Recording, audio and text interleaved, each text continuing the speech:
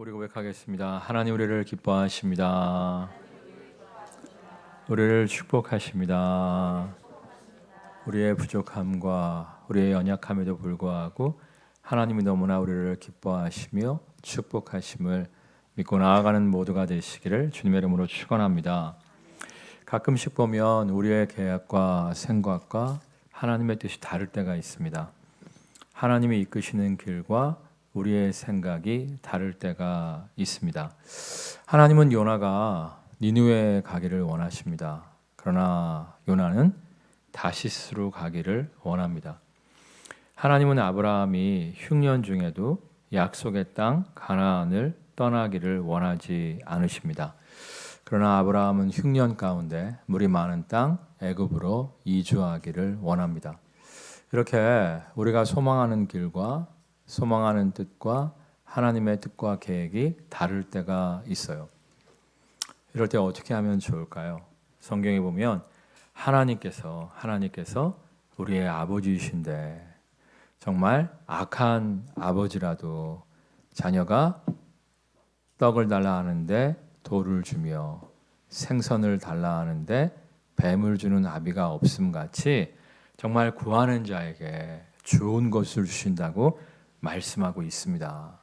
나보다도 나를 아시고 나보다도 나에게 최선이 무엇인지 아시는 주님께서 가장 최선의 길로 이끄심을 믿고 주님의 인도하심에 순복할 줄 아는 모두가 되시기를 주님의 이름으로 축원합니다.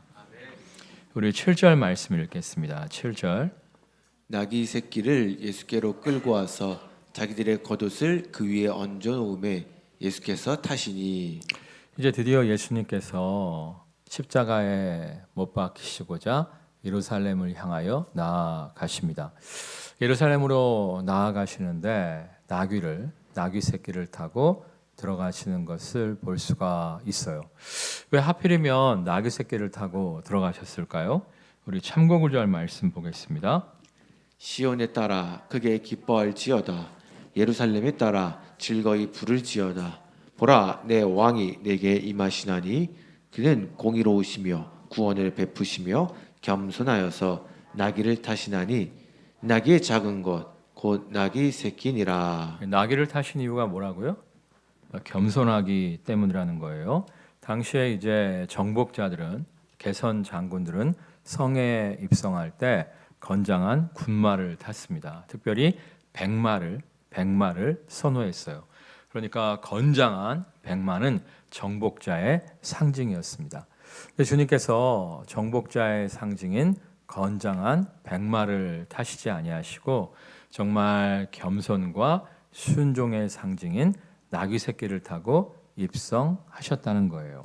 이유가 뭐냐면 이 남유다 백성들이 하나님께 범죄함으로 말미암아 바벨론 땅에 포로로 끌려가게 되잖아요.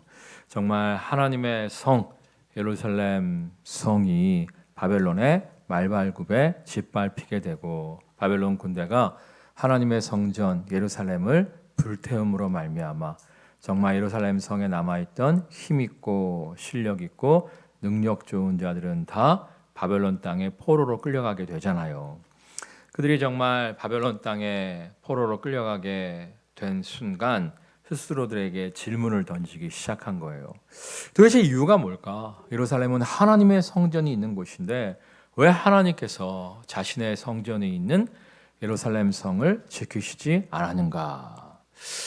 이유가 뭐냐면 우리가 하나님 앞에 불순종하는 삶을 살았기 때문이다. 우리가 하나님의 뜻을 저버리고 하나님과 겸하여 우상을 섬겼기 때문이다. 우리가 정말 다시금 고국 땅으로 돌아가기를 원한다면, 다시금 하나님의 회복을 소망한다면 우리가 하나님 앞에서 겸손과 순종의 삶을 살아야 된다. 우리가 정말 하나님 앞에서 겸손과 순종의 삶을 살 때만이 다시금 고국 땅을 찾는 하나님의 영광을 누릴 수 있을 것이다. 이야기하면서 바벨론 땅에 포로로 끌려가는 사람들이 누구 앞에서?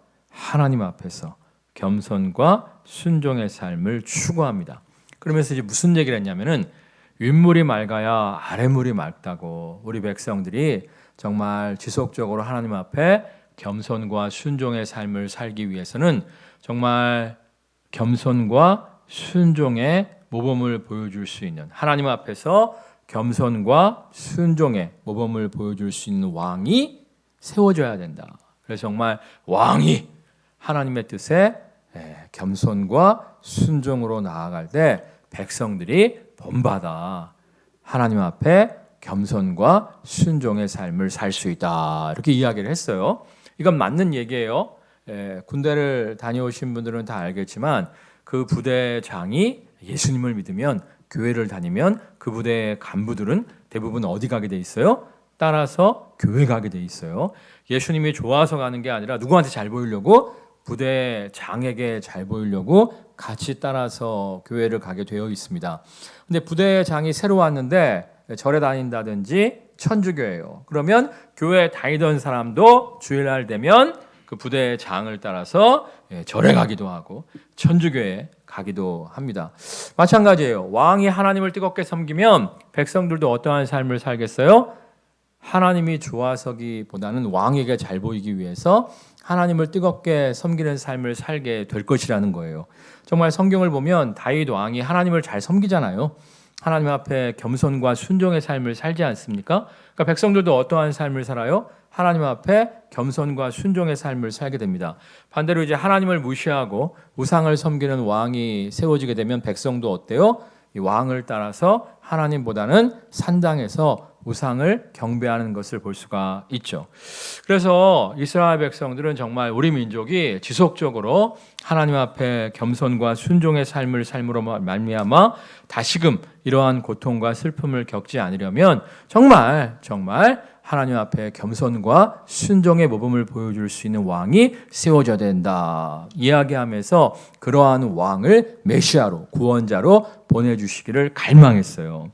그래서 스가랴 선지자도 성령의 감동하심 가운데 정말 하나님께서 겸손과 순종의 모범인 나귀를 타고, 어린 나귀를 타고 입성하실 왕을 너희에게 허락하여 주실 것이다, 이렇게 예언을 하고 있는 거예요. 그리고 그 예언의 성취대로 정말 예수님께서 건장한 나귀도 아니고 어린 나귀, 그러니까 성경학자들의 이야기에 의하면 건장한 나귀는 타면 그래도 이제 발이 끌리지 않는데 아마 어린 나귀는 발이 질질 끌리셨을 것이다, 이렇게 이야기를 하고 있어요. 아무튼 주님께서 예언의 성취대로 겸손과 순종의 상징인 어린 나귀를 타고 입성하시는 것을 볼 수가 있어요. 자, 그런데 우리도 이 교훈을 좀 받아들이는 것이 필요합니다. 여러분들이 자녀들이 하나님 앞에서 신실한 겸손과 순종의 삶을 살기를 원한다면 여러분도 하나님 앞에서 어떠한 삶의 모범을 보이셔야 돼요? 겸손과 순종의 삶을 사셔야 돼요. 믿는 부모들이 하나님 앞에서 겸손과 순종의 삶을 살 때 자녀들도 따라 배울 수가 있는 것이지, 부모들은 하나님 앞에서 겸손과 순종의 삶을 살지 않으면서 자녀들에게 하나님 앞에서 겸손과 순종의 삶을 살 것을 이야기하면 자녀들이 결코 본받을 수가 없는 것이죠. 부모님들만이 아니에요. 여러분 가운데 이제 믿지 않는 가족들하고 사시는 분들이 있지 않습니까? 여러분이 정말 영적인 가장으로서 모델이 될 수가 있어야 돼요. 정말 먼저 믿은 분들이 하나님 앞에 겸손과 순종의 삶을 삶으로 말미암아 여러분의 가족들에게 하나님 앞에서 겸손과 순종의 삶을 가르칠 줄 아는 모두가 되시기를 주님의 이름으로 축원합니다. 우리 9절 말씀 읽겠습니다. 앞에서 가고 뒤에서 따르는 자들이 소리 지르되 호산나 찬송하리로다 주의 이름으로 오시는 이여. 자, 이제 드디어 우리가 기대했던 겸손과 순종의 왕이 우리에게 임하셨다. 기뻐하고 즐거워하면서 예수님께 환호하는 거예요. 뭐라고 환호해요? 호산나라고 얘기하는데, 호산이 구원하소서라는 뜻이고 나는 지금, 당장, 이제라고 하는 뜻이에요. 합치면 지금 구원해 주십시오. 당장 구원해 주십시오. 이제는 제발 구원해 주십시오. 그런 뜻이에요. 왜냐하면 이스라엘 백성들이 참을 만큼 참았거든요. 기다릴 만큼 기다렸거든요. 메시아의 오심에 대한 예언이 오래전부터 있었습니다만 마지막 예언은 구약 성경의 마지막 권인 말라기예요. 말라기서가 기록되고 몇 년 만에 예수님이 오셨죠? 400년. 그러니까 400년 동안 기다린 거예요. 400년 동안. 아니, 전부터 메시아의 오심에 대한 예언은 있었지만 마지막 예언이 말라기 400년 전이었는데 말라기의 예언을 끝으로 더 이상 예언이 없었거든요. 그러니까 400년 동안 갈망하고 기다렸는데 드디어 메시아가 오셨다는 거야. 예수님이 오셨다는 거야. 너무 기뻐서 정말 이제는 때가 되었습니다. 더 이상 우리를 기다리게 하지 마시고 지금 당장 우리를 구원해 주십시오 라고 간청하고 있는 거예요. 근데 이 마음이 바로 우리 마음 아니에요? 코로나로 지금 힘드신 분들, 주님 더 이상 지체하지 마시고 지금 좀 구원해 주십시오. 아니, 코로나가 아니라고 할지라도 여러 가지 시련과 역경에 있는 분들, 주님 기다릴 만큼 기다렸습니다. 기다릴 만큼 기다렸습니다. 지금입니다. 지금 당장 좀 역사해 주세요. 이런 마음으로 주님 앞에 나오신 분들 있지 않아요? 그들의 마음이 바로 이랬다는 거예요. 자, 그런데 그들이 기대했던 구원은 어떠한 구원이었을까요? 영혼 구원이었을까요? 죄로부터의 구원이었을까요? 아니에요. 로마의 압제로부터의 구원이었어요. 왜냐하면 당시에 이제 이스라엘이 로마의 식민 통치를 받고 있었는데 이 로마가 이 악질 세리들을 동원해서 세금을 많이 거두어 갔습니다. 예? 여러분, 내가 보니까 세금 많이 걷어가는 것을 다 싫어요. 다 싫어요. 예. 여러분, 광해군 아시죠? 광해군이 나름 개혁군주로서 지금 인정을 받고 있지 않습니까? 근데 광해군이 왜 쫓겨났는지 아세요?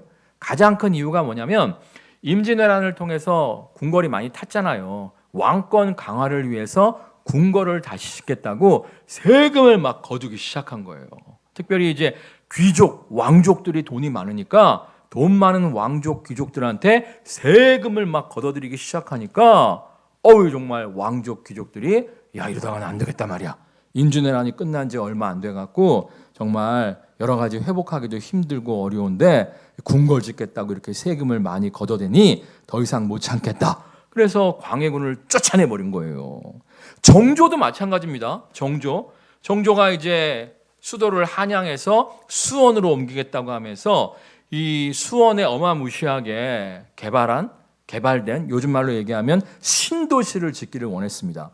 신도시를 지으려면 돈이 필요하잖아요. 돈이. 그러니까 백성들과 이 귀족들한테 이 세금을 많이 걷었단 말이에요. 그때 원성이 자자했는데 갑자기 죽었어요. 누구는 독살이다, 누구는 욕창이다, 뭐 어쩌고 얘기하는데 하여튼 갑자기 죽어갖고 한양을 수원으로 옮기지 못하는데 어쨌거나 정조도 그때 원성이 굉장히 심했어요. 세금을 막 왕창 뜯어가니까 이번에 대선 후보 나오신 분 중에서 자기는 정조의 리더십을 본받고 싶다 그렇게 얘기하시는 분이 있는데 내가 속으로 세금을 많이 걷겠다는 건가 이런 생각이 좀 들더라고요. 하여튼 세금 많이 걷는 건 시대별로 다 싫어해. 근데 막 세리들을 통해서 막 악착같이 세금을 걷어대니까 또 당시에 이스라엘 땅에 극심한 흉년이 있었어요.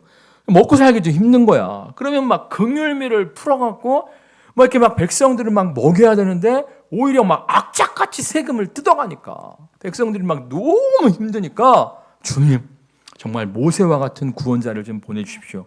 모세가 10가지 재앙으로 정말 애굽을 뒤집어 엎고 정말 이스라엘 백성을 출애굽시키잖아요. 마찬가지로 정말 모세와 같은 구원자 메시아를 보내주셔서 10가지 재앙으로 로마를 뒤집어 엎으시고 우리를 구원하여 주옵소서. 지금 당장 구원해 주십시오. 이렇게 요청하고 있었던 거예요. 자, 그런데 주님이 그렇게 하셨어요? 아니죠. 로마를 뒤집어 엎기 위해서 예루살렘 성에 입성하신 것이 아니라 정말 골고다 언덕 위에서 죽어주시기 위해서 우리의 모든 죄와 저주를 대신하여 주심으로 말미암아 이스라엘 민족의 구원자만이 아니라 로마인 온 인류의 구원자가 되시기 위해서 예루살렘에 입성하고 계셨던 거잖아요. 그러니까 이제 이스라엘 백성들이 그 모습을 보고 로마를 뒤집어 엎지 않으시는 주님의 모습을 보고 어떻게 합니까? 실망하고 배신감을 느껴요. 나중에 예수님이 빌라도의 법정에 서게 되셨을 때 빌라도가 풀어주려고 물어보잖아요. 예수냐 바라바냐. 그러니까 백성들이 누구를 선택합니까? 바라바를 선택하잖아요. 바라바가 누구였냐면 열심당원이었어요. 그러니까 무장 독립 투사였습니다. 우리나라 이제 안 죽은 의사는 누구만 쏴 죽였죠? 이토 히로부미만 쏴 죽이잖아요. 근데 요즘에 중동에 있는 무장 독립 투사들을 보면은 그냥 쇼핑센터에서도 막 폭탄을 터뜨려 갖고 여자 남자 애 안 가리고 막 죽이잖아요. 그런 무장 독립 단체가 열심당원이었단 말이에요. 로마인이라고 하면 무조건 죽이는 단체가 열심당원이었는데 열심당원들 중에서도 핵심 인물이 바로 바라바였어요. 바라바.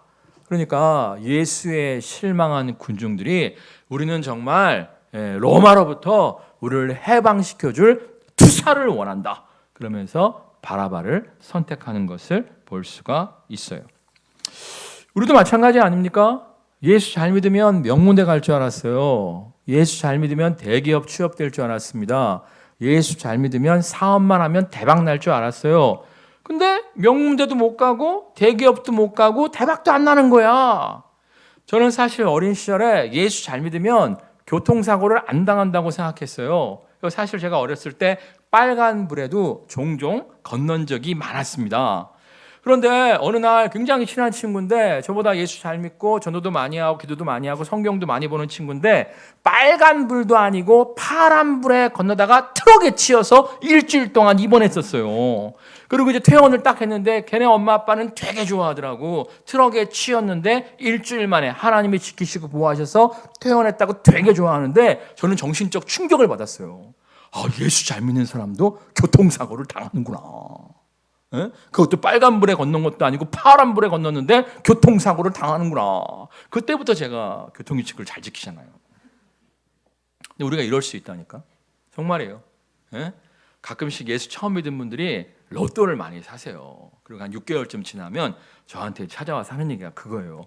목사님, 제가 예수님 믿고 은혜 받아서 로또를 6개월 동안 샀는데 예수 믿기 전에는 10,000원짜리가 잘 걸렸는데 예수 믿으니까 5,000원짜리도 안 걸립니다.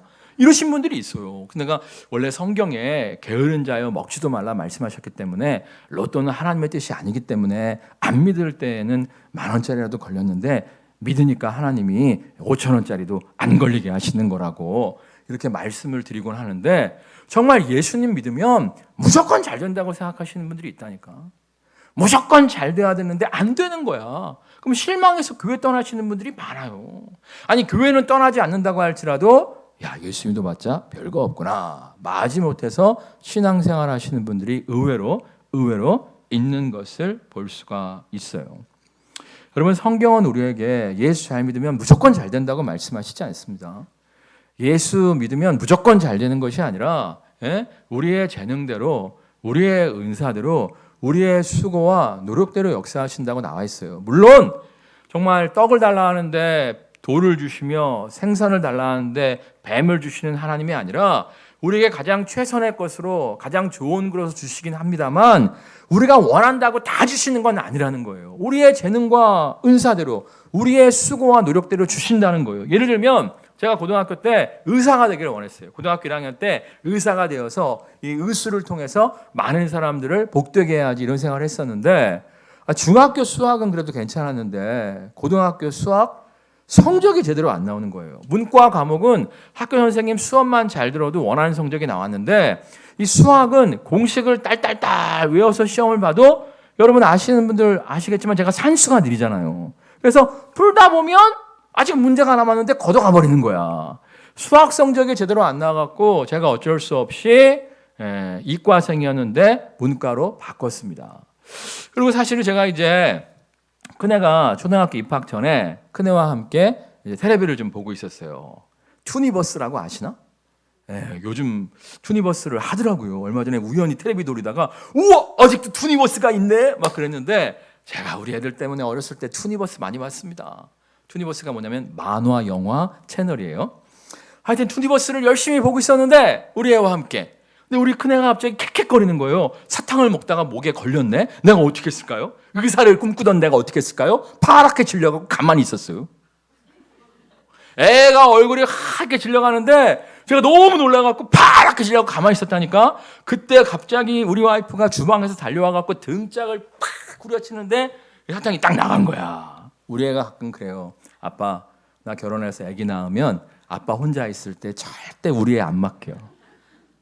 제가 우리 딸을 얼마나 사랑하는지 그럴 일은 없겠지만 우리 딸이 만약에 신장이나 콩팥이나 간이 필요하다, 이식 수술이 필요하다, 제가 0.01초도 고민 안 해요. 그냥 주고 말지. 만약에 심장이 필요하다, 그래도 줘요. 이렇게 사랑하는 딸인데 가만히 있었다니까.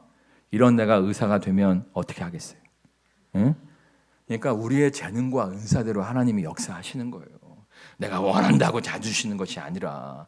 그리고 때로는 우리가 나에게 최선이 무엇인지 잘 모를 때가 많아요.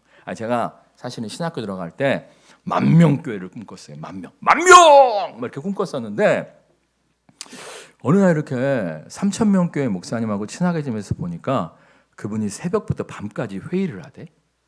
큰 교회는 위원회가 많아요. 그래갖고 새벽부터 밤까지 일주일 내내 회의만 하는 거야. 그리고 이제 11시에 배 설교 끝나고 얼마나 피곤해. 밥 먹고 또 회의하더라고. 근데 내가 이 대형 교회는 나랑 안 맞다. 이 생각을 좀 했고요. 또 제 친구 중에 이제 500명 교회, 청장년 500명 출석하는 교회 담임으로 청년마다 간 친구가 있어요. 근데 2년 만에 놀라운 비밀을 하나 발견했대. 그게 뭐냐면 어떤 집사님이 오전 예배 때 빨간 옷을 입고 온 것 같은데 오후 예배 때 파란 옷을 입고 있더라는 거야. 저 양반은 왜 이렇게 옷을 자꾸 이렇게 바꿔 입고 다니지 했는데 2년 만에 깨달았대. 쌍둥이더라는 거야. 아니 성도가 500이 되니까 쌍둥이인 걸 몰랐다는 거야. 성경에 보면 뭐라고 나와 있어요? 양은 목자의 음성을 알고 목자는 양의 이름을 안다. 이렇게 말씀하시잖아요. 이름을 불러가면서 목자가 양들을 부른다는 거야. 나는 우리 교회 성도들 이름 다 압니다. 신실한 분들은 자녀들 이름까지도 알아요. 물론 여러분이 요즘에 이름을 좀 이상하게 짓는 것 같아. 하은이가 왜 이렇게 많아? 좀 다르게 줘봐요. 응? 하여튼 나는 웬만하면 우리 교회 애들까지 다 아는데 500 성도가 되니까 쌍둥이인 걸 파악하는데 2년이 걸렸대. 그래서 하나님이 나를 대형교회 안 만드신 이유가 있구나. 이런 생각을 해요. 여러분 사업도 마찬가지입니다. 근데 안타까운 게 뭐냐면 예수 믿는 분들이 믿습니다! 이러고 연구도 안 하고 조사도 안 하고 막 사업을 터뜨려. 그랬다가 보증금 다 까먹고 하나님 살아계시는 겁니까? 이런 분들이 종종 있는데 사업하시는 분들이요 연구 많이 해야 됩니다. 연구 많이 해야 돼요. 저번에 어떤 이 인터뷰한 걸 봤더니 어떤 분이 이제 퇴직금 딱 받아갖고 춘천에서 종로 빈대떡을 차렸대. 아니 춘천에서 춘천 빈대떡이지 왜 종로 빈대떡을 차렸을까? 근데 이분이 이제 빈대떡을 한 번도 구워보신 적도 없는 분인데 빈대떡 장사는 망할 일이 없다 그래갖고 했는데 망했대. 이 양반이 너무 고통 가운데 있으면서 한번 공부를 시작했다는 거야. 그분이 이제 읽은 책을 이렇게 사진으로 찍어놨는데 정말 책상 위에 이렇게 쌓아놓을 정도로 요식업에 대한 연구를 했더라고요. 거기서 끝난 게 아니라 빈대떡집 잘한다는 데 찾아다니면서 월급 안 줘도 괜찮으니까 일만 시켜달라.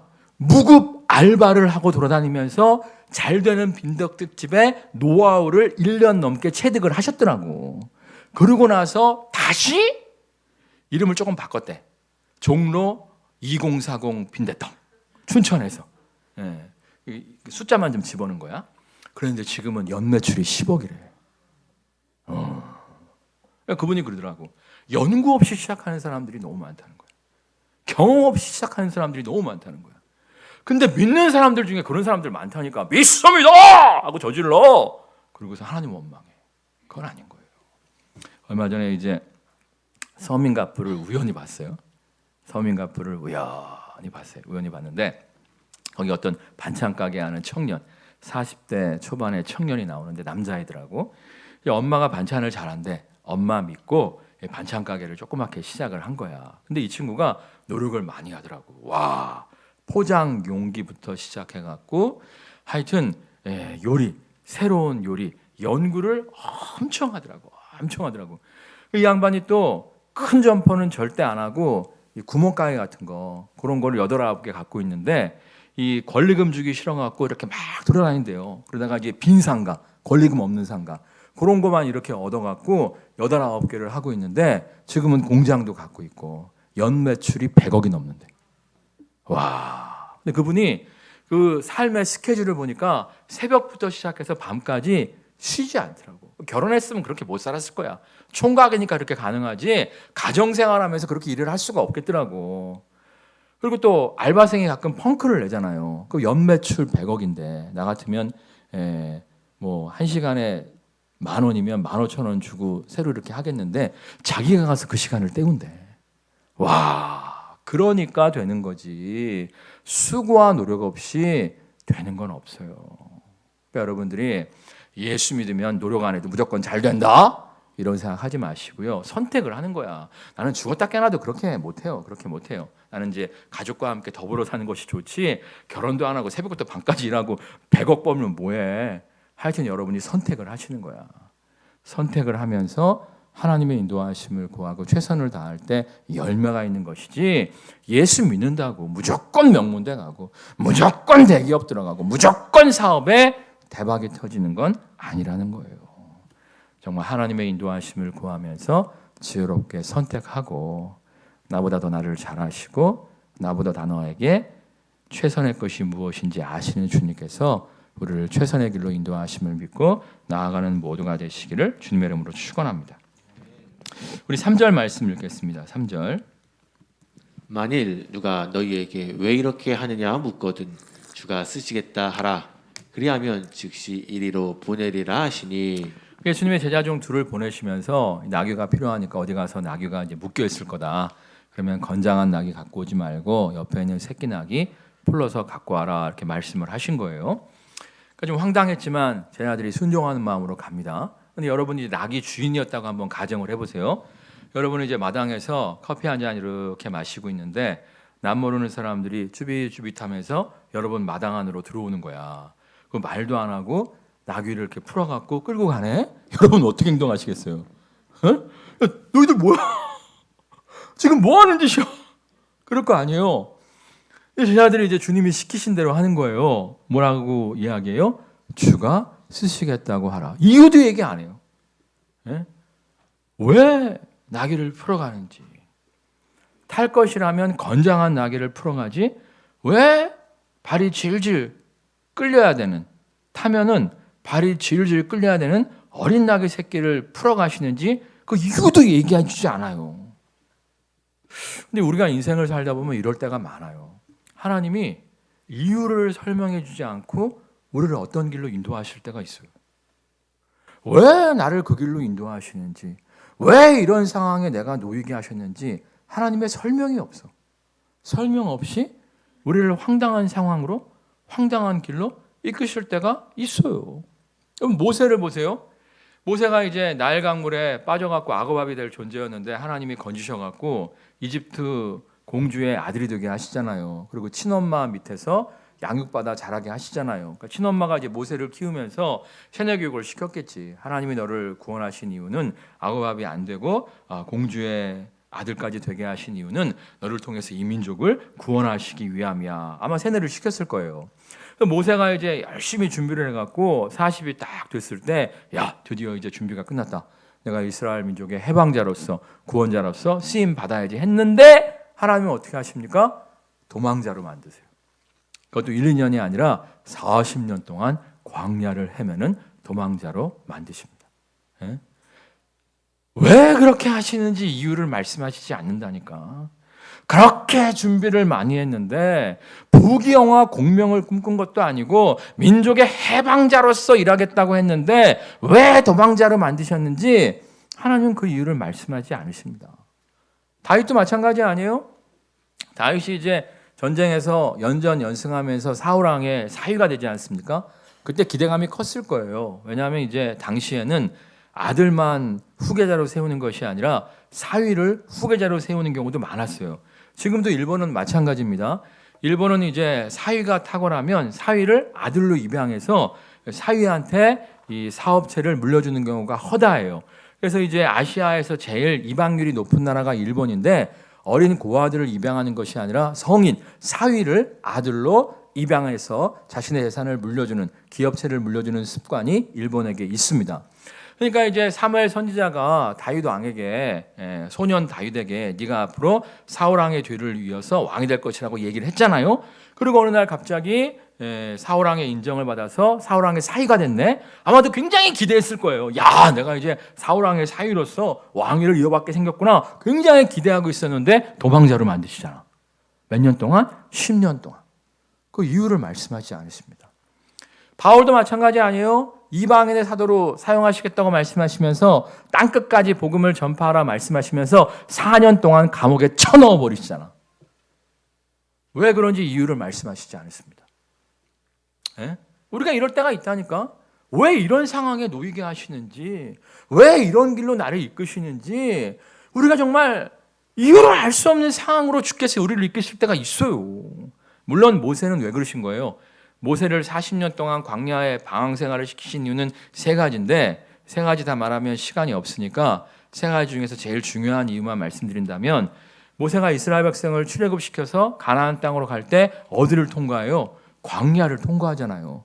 그러니까 광야를 모세가 40년 동안 구석구석 다니면서 광야를 다 경험하고 파악을 했기 때문에 40년 동안 이스라엘 백성을 광야길에서 인도할 수가 있었던 거예요. 다윗도 마찬가지입니다. 원래 이제 아브라함에게 하나님께서 이스라엘 땅을 주시겠다고 약속하실 때 그 경계선은 단에서 브엘사바예요. 맨 위가 단이고 맨 아래가 브엘사바예요. 우리나라로 얘기하면 압록강과 제주도란 말이에요. 근데 여호수아 정복 전쟁 당시에 이 단에서 브엘세바까지 정복하지 못합니다. 사사 시대에도 단에서 브엘세바까지 정복하지 못합니다. 어느 때 단에서 브엘세바까지 정복했을까요? 다윗 시대. 가능했던 이유가 뭐냐면 다윗이 10년 동안 도망자의 삶을 살면서 구석구석 도망다닙니다. 구석구석 도망다니면서 구석구석의 전략과 지형을 파악하고 구석구석에 살고 있는 잡족들의 전투 방식을 연구합니다. 그래서 자기가 도망 다녔던 지역을 하나하나 점령을 하니까 단에서 브엘세바까지 점령할 수가 있었던 거예요. 바울도 마찬가지죠. 바울이 이제 2년 동안 예루살렘 주변에서 감옥 생활하지 않습니까? 그러면서 예루살렘의 유력 인사들을 만나서 복음을 전파할 수 있는 은혜를 얻었었고, 그들이 이제 로마에 재판받으라고 보내주지 않습니까? 로마에서 또 2년 동안 자택 연금 생활을 하면서 이런저런 로마의 유력자들을 만나서 시위대 뜰, 황제의 뜰에서 감옥 생활하면서 여러 유력자들을 만남으로 말미암아 로마의 심장부에 복음을 전파할 수 있었고, 그들의 엄청난 재정적 후원 덕분에 그가 원했던 땅끝, 당시의 땅끝 서바나, 오늘의 스페인까지 복음을 전파할 수 있었잖아요. 그러니까 모세가 40년 동안 광야의 도망자 생활을 할 때 그 이유를 몰랐다니까. 다윗이 10년 동안 도망자의 삶을 살 때 그 이유를 몰랐어요. 사도 바울이 4년 동안 투옥되어 있을 때 그 이유를 몰랐다니까. 물어도 말씀도 안 해주셨어. 나중에 알고 보니까 그 안에 다 하나님의 계획이 있었던 거예요. 우리도 마찬가지예요. 어떤 시련 가운데 있을 때, 어떤 역경 가운데 있을 때, 원치 않는 길을 걸어가고 있을 때 하나님께 물어봤자 하나님 대답 안 해줘요. 대답 안 해준다니까. 자꾸만 묻지 마시고, 대답도 안 해주는데 쓸데없이 묻지 마시고, 우리가 어떻게 해야 돼요? 6절 말씀 읽겠습니다. 제자들이 예수께서 이르신 대로 말한데 이에 허락하는지라. 이 나귀 주인한테 이유를 설명해 주지 않아요. 그냥 주께서 쓰시겠다고 하십니다. 그러니까 나귀 주인이 어떻게 해요? 그냥 허락해요. 우리도 그래야 돼요. 왜 이런 상황에 놓이게 하셨는지, 왜 이런 길로 인도하시는지, 왜 이런 사역으로 부르시는지 우리가 이유를 몰라요. 그래도 주님의 뜻을 허락해야 돼요. 허락하고 주어진 상황 속에서 최선을 다하고 주어진 상황 속에서 성실한 삶을 살아야 돼요. 요셉도 마찬가지 아니에요? 왜 노예로 끌려가는지 몰랐잖아요. 왜 감옥에 갇혔는지 몰랐잖아요. 그렇지만 주어진 삶 속에서 최선을 다하고 성실한 삶을 사니까 하나님께서 어떻게 하십니까? 따라하겠습니다. 작은 일에 충성된 자는 큰 것에도 충성되고, 작은 일에 불의한 자는 큰 것에도 불의하니라. 작은 일에 충성한 요셉을 애굽의 국물총리로 만들어 주심으로 말미암아 소중하고 귀중하고 아름다운 일에 사용하여 주시잖아요. 그러니까 여러분들 대답도 안 해주시는데 자꾸 묻지 마세요. 왜 내 인생이 이러냐고, 왜 이런 길로 인도하셨냐고 자꾸 묻지 마세요. 묻지 마시고요. 그 길로 인도하신, 그러한 상황을 허락하신 하나님께 순복하세요. 겸손과 순종 가운데 최선을 다하세요. 주어진 상황 가운데 성실하세요. 그럼 지금은 그 이유를 알 수 없지만 때가 참에 더 소중한 일에, 더 귀중한 일에 아름답게 쓰임받는 날을 발견하게 될 줄 믿습니다. 찬양하겠습니다.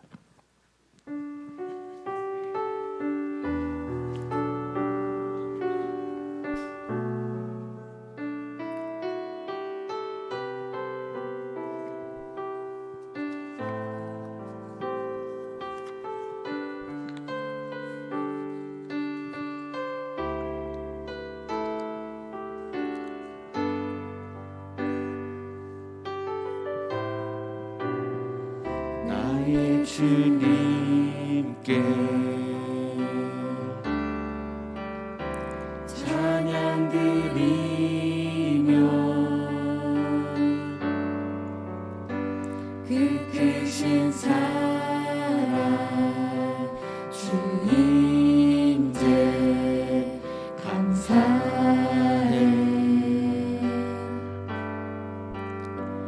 어둠 속에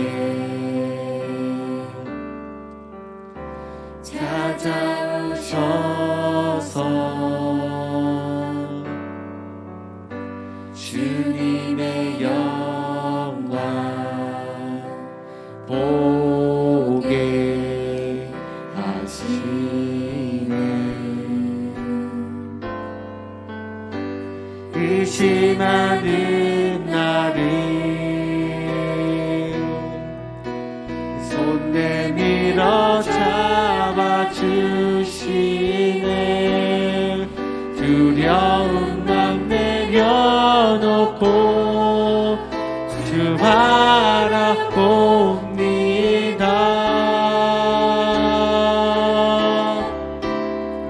주님을 보게 하소서. 나를 붙드소서.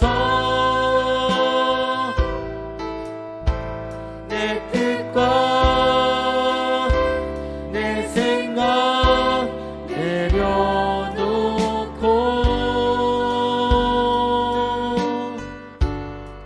주님 앞에 나 엎드려 주의 음성 기다리니. 나를 부르실 때 믿음으로 걸어가리. 주님을 보게 하소서. 주님을 보게 하소서. 나를 붙드소서.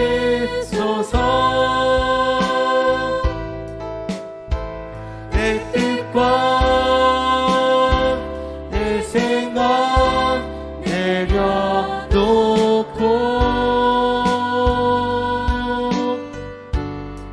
주님 앞에 나 엎드려 주의 음성 기다리니. 나를 부르실 때 믿음으로 걸어가리. 나를 부르실 때, 나를 부르실 때 믿음으로 걸어가리. 주님이 때론 우리를 원치 않는 길로 인도하실 때가 있습니다. 왜냐고 자꾸만 묻는 것이 아니라 나를 원치 않는 길로 인도하신다 할지라도 주어진 삶 속에서 하나님 앞에 겸손하고 순종 가운데 성실한 삶을 추구하게 하여 주옵소서. 작은 일에 충성된 자는 큰 것에도 충성되고 작은 일에 불의한 자는 큰 것에도 불의하다고 말씀하셨습니다. 어디에서든지 작은 일에도 충성하며 쓰임받는 인생을 추구하게 하옵소서. 이를 통해 더 소중한 일에, 더 아름다운 일에 소중하고 아름답게 쓰임받는 모두가 되게 하여 주옵소서. 합심해서 기도하겠습니다. 하늘에서 역사하신 아버지 하나님, 우리가 작은 일을 직성하게 하여 주시옵소서. 아버지, 때로는 내가 원하는 길과는 좀 다른 길일지라도 아버지, 비록 내가 꿈꾸는 그 길과는 조금 다르게 보여도 주님을 원망하며 주님을 저버리는 것이 아니라 아버지, 작은 일에 내가 충성을 다하게 하여 주시옵소서. 아버지, 내가 작은 일에 충성함으로 말미암아 우리가 원하는 더 큰 일에 더 위대하게 쓰시는 우리 주님을 경험케 하여 주실 줄 믿습니다. 아버지, 주님의 뜻을 구합니다.